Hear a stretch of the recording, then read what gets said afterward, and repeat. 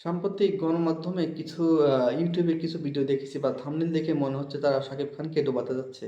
কিভাবে? সত্যি কথা আপনাদেরকে বলি এখন। দেখুন তারা শাকিব খানের বিভিন্ন কাটছাঁট ভিডিও শেখ হাসিনার সঙ্গে তাদের কাটছাঁট ভিডিও করে হয়তো তারা ওখানে বিভিন্নভাবে দেখতে পাচ্ছি যে আপা বা আম্মা বলে সম্বোধন করা। দেখুন শাকিব খান কিন্তু ওইভাবে রাজনীতিকভাবে কোনো ব্যক্তি নন বা রাজনীতিতে ওইভাবে জড়াননি। তাকে শেখ হাসিনা এমনিতে ভালোবাসত। তিনি জাতীয় চলচ্চিত্র পুরস্কারও পেয়েছেন তার হাত থেকেই। সবকিছু মিলিয়ে একটা প্রাইম মিনিস্টারকে সম্মান দেওয়াটা স্বাভাবিক। কিন্তু শাকিব খান যদি আপনি ক্যারিয়ার দিকে খেয়াল করেন তাহলে বুঝতে পারবেন যে তিনি কিন্তু রাজনীতির সাথে খুব একটা জড়িত নাই। রাজনীতির সঙ্গে জড়িত অন্যান্য তারকা থাকলেও তারা এই মুহূর্তে হয়তো তারা বিদেশে বা ভিন্নভাবে নিজেদেরকে ঢেকে রেখেছে। সেদিকে কি আপনি শাকিব খানকে দেখতে পারেন বা কোনো মামলা বা কেসে দেখতে পারেন? অবশ্যই কিন্তু নাই। কারণ শাকিব খান এমন একজন ব্যক্তি যা এসব রাজনীতি, নোংরা রাজনীতি পছন্দ নয়। তিনি চাইলে অনেক ভালো কিছু করতে পারতেন, কিন্তু না। তার ধ্যান জ্ঞান সবসময় চলচ্চিত্র নিয়ে। তো যারা যেসব ইউটিউবার শাকিব খানকে রাজনীতির মধ্যে ডুবিয়ে দিতে চাচ্ছেন বা তার ক্যারিয়ারটাকে ডাউন করতে চাচ্ছেন বিভিন্ন রাজনৈতিক পরিবেশের সঙ্গে মিশিয়ে, তো তাদেরকে বলবো যে এসব ভাই বাদ দেন।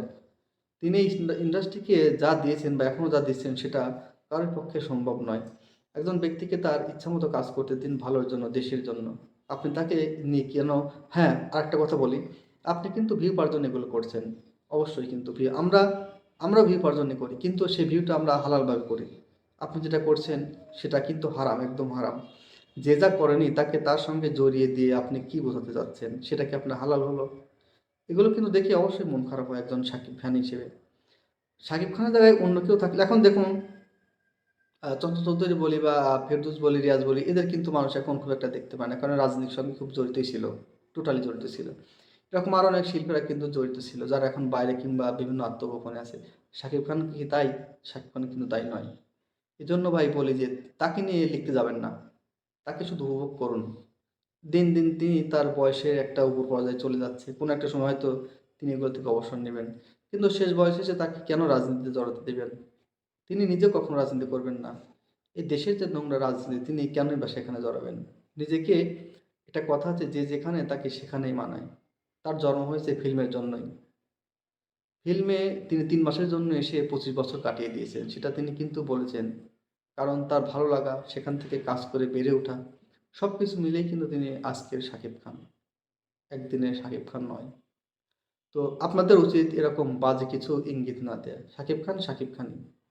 নট রাজনীতিবিদ, নট পলিটিশিয়ান। তিনি only actor of Bangladesh. King Khan, Bangladesh সিনেমার কিং খান যাকে বলা হয়। তো এরকম ভিডিও যারা করেন তারা সতর্ক হয়ে যান এবং ভবিষ্যতে আপনারা সমস্যায় পড়তে পারেন। এ বিষয়ে আপনারা কিন্তু অবশ্যই খেয়াল রাখবেন। আপনারা সমস্যায় পড়বেন এরকম বাজে কিছু যদি কাটছাঁট করে আপনারা এগুলো ভাইরাল করেন। যাই হোক আপনারা এগুলো আর করবেন না আশা করছি এবং অনুরোধই করছি। ধন্যবাদ সবাইকে।